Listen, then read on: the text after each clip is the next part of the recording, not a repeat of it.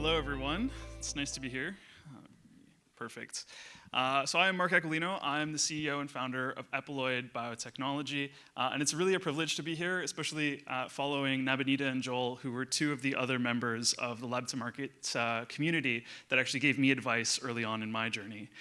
So today, what I want to talk about is a little bit of the process and the journey that I took through the Lab2Market programs that were really transformational, not only for the company, but also for me personally.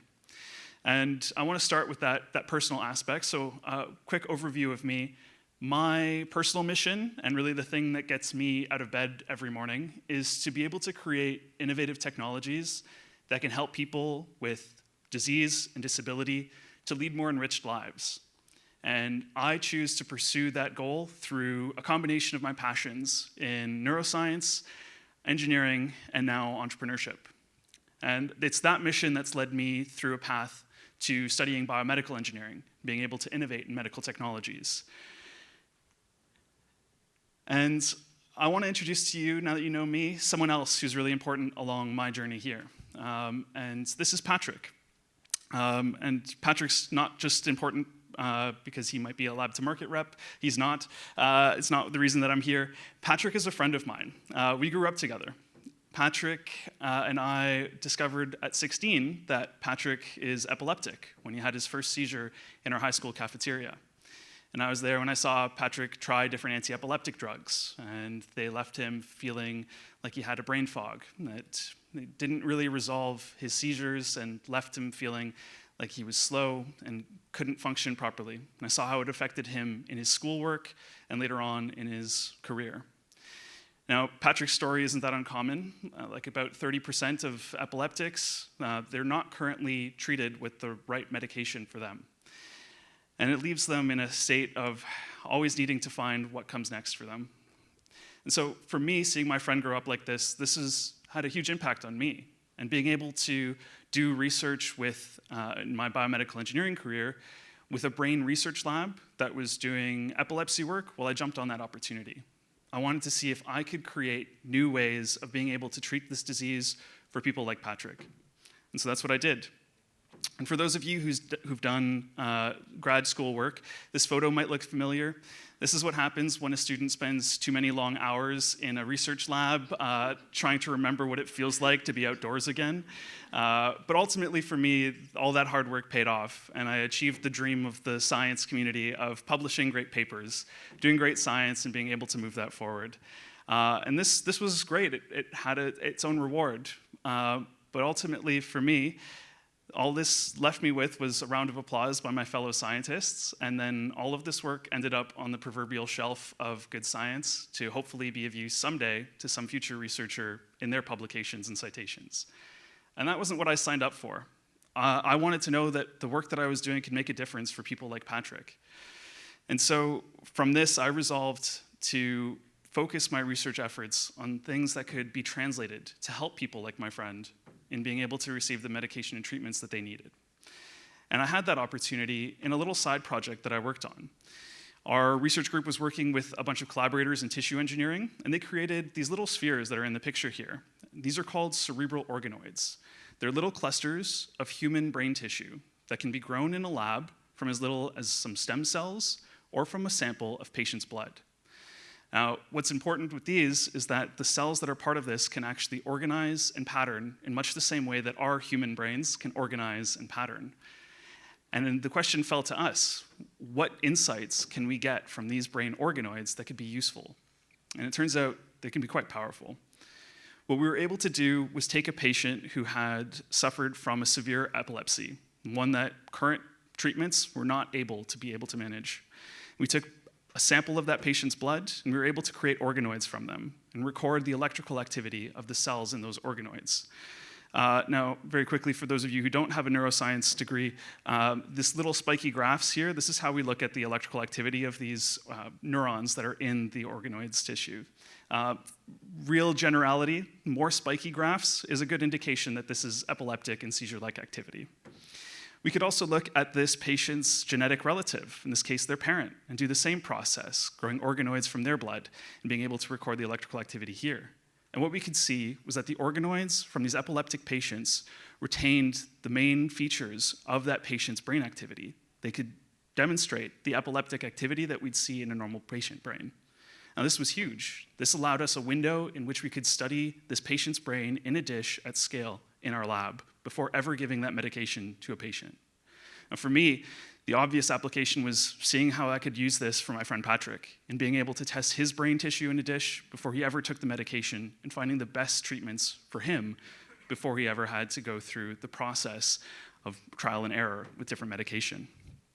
And it's this idea that I ended up taking to the Lab2Market team and seeing how far I could take this to create innovative technologies. And so briefly, my journey through Lab2Market started with effectively the Lab2Market Validate program of being able to build that understanding of the market. I then actually went on to the Lab2Market launch program in being able to refine our business case. And as of last week, I've applied to the Lab2Market build program for being able to continue along this journey and developing our product.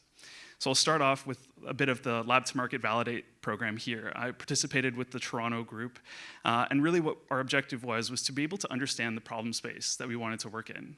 What is the problems in the pharmaceutical industry that causes this? And so we built a database of a bunch of customer interactions, a bunch of different discovery that we were able to do, and distill our insights into our database. And one of the little transformative things that I want to share with you is along that journey, we ended up sending off a lot of cold emails to people trying to get 5 minutes of their time to invest with us. And it's a difficult process of being able to connect with people. But really the lesson that we got was to take the time to be a genuine person and connect with them on a level of understanding where their problems are and how we can solve them. And the more genuine, the more real that connection, the better our insights were in moving forward. I actually had an opportunity while doing this where I took an Uber ride across the city of Toronto, and where my normal, scientist mind would have been just a little bit socially awkward to stare at my shoes until the ride's over and get off. I decided to try a little bit of a different strategy and implement some of the practices I was doing, and engaging my Uber driver in a casual conversation, figuring out, where his problems are, what his day's like, and being able to drive forward that genuine network. And wouldn't you get it, that Uber driver was a retired VP of a contract manufacturing company that had worked with the major pharmaceutical companies like Merck and Pfizer, and was able to get me in touch with some of those connections that he had had from his former days. So not only was this an amazing connection network that I was able to build, but just being able to take the time and connect with people on that personal level really accelerated my journey as an entrepreneur and how I continue to have interactions today. The other thing that was really transformative of the Lab2Market Validate program was the community that we were a part of. It was when we had those moments of doubt and despair of understanding where we could then move forward, when our very small team of 2 people went down to an even smaller team of 1. And being able to tap into the network of people that have been there before, including some of the staff members like Harry and Wes, who talked me at that point through it all, and being able to drive a path forward on how we could be successful was an absolutely amazing opportunity for us to learn from that experience. Now, after the Lab2Market Validate program, we had a good sense of the problem space, but we still needed to drive forward how we were going to solve it. And that's really where the Lab2Market launch program helped us out. And here we participated with the Dalhousie cohort in their national health group, and we were connected with an expert panel of people from across the country that really understood the space that we were working with. And through this program, we were able to essentially plan out all of the core aspects of our business, from the financial forecasts, mapping our sales process, and even drafting some of our initial pilot studies with major pharmaceutical partners. Now, the little lesson that I want to share from this experience was in the power that each individual can have in changing the world around them. And I remember feeling like when I was reaching out to people who were VPs of companies, who were in the tech space, who was I as this newly minted PhD student just graduated to be reaching out to these people and asking them for a moment of their time. And so in order to really demonstrate what I'm trying to get at, I need a little bit of participation from the audience here. So I'm going to ask you all to play along. I need you all to take one of your hands if you're able. Put it on top of your head for me. Awesome, thank you. That's great. Perfect. Now the only question that I have for you all, why are you putting your hand on your head? And really, it's because, you can put it down, thank you, I appreciate it. Really, all it is because you're nice people, and I asked. And I put myself out there to ask, and you guys were kind enough to respond and give me that opportunity to demonstrate my point. And that's such a powerful amount of influence that we all can have over each other in being able to move a mission forward and doing something, sometimes a little ridiculous, but also could be something a little unbelievable. So thanks for all of that. That was all the transformational aspects about me, but I want to touch on the transformation that really happened with the company Epiloid. So it started with that idea of being able to help people like Patrick in moving forward. But really, we understood that the problem was much bigger than that, and that it wasn't just in individual patients being able to be connected with the right medication, but across the space of neurology, where the drug companies that are trying to move forward with these products are really struggling to be able to move their products on to finding the right patient groups. And right now, they're struggling to achieve more than a 10% success rate for taking their new drugs onto market. And we found out that this is due in large part to those poor preclinical tests. That's to say the tests that are done in rodents before they can move on to patient trials that aren't able to effectively screen out whether these drugs actually lack human efficacy or they're actually toxic to humans. And ultimately, these drugs, when they're failing, they're well into the clinical trials after they've already entered patients and where the cost of development has already gone between 0.8 to $1.6 billion. So this is a scale of problem that we were exposed to that we had not ever experienced before, that we didn't really realize was there in our original problem statement. And thanks to the Lab2Market launch, we were able to really refine where our position was for being able to tackle this massive problem.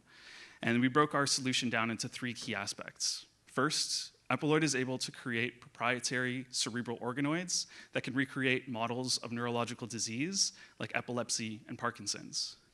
We can then record the electrical, genetic, and cellular components of these organoids and be able to relate that back to the original patients that these connect with.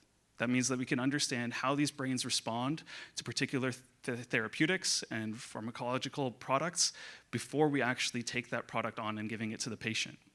We can then use machine learning algorithms and be able to interpret whether these drugs will be effective in humans and in which humans it'll be most effective, connecting the patients back to the right medication, and ultimately providing all of that information back to the pharma developers to be able to take their products on and choosing the right candidates for clinical trials. And based on our early data, we've been able to project that we could potentially reduce that overall failure rates and moving that success rate, more than quadrupling it to about 46%, and taking where that failure happens to before the clinical trials. Now, all of that was able to lead us to a lot of the traction that we were able to generate in being able to submit collaborative grants with pharmaceutical companies like Neurological, as well as being invited by UCB Pharma to submit our early retrospective study on how our platform could screen out ineffective drugs early with them. We've also formed industry partnerships like with Burpogo out of Northern Ireland, and academic partnerships like with the Academy of Translational Medicine at the University of British Columbia. Now, there's still more to do for us, and there's still a road before we're really able to help people like Patrick to getting the right kind of medication for them. We're still doing validation for our platform and working with major pharmaceutical partners to be able to provide that platform and seeking fundraising. But thanks to programs like Lab2Market Build, we're moving forward with being able to create that path forward for ourselves. So I hope this gave you a good overview into how Lab2Market was really transformational, not only for the business, but also for me as an entrepreneur. Thank you so much for your time.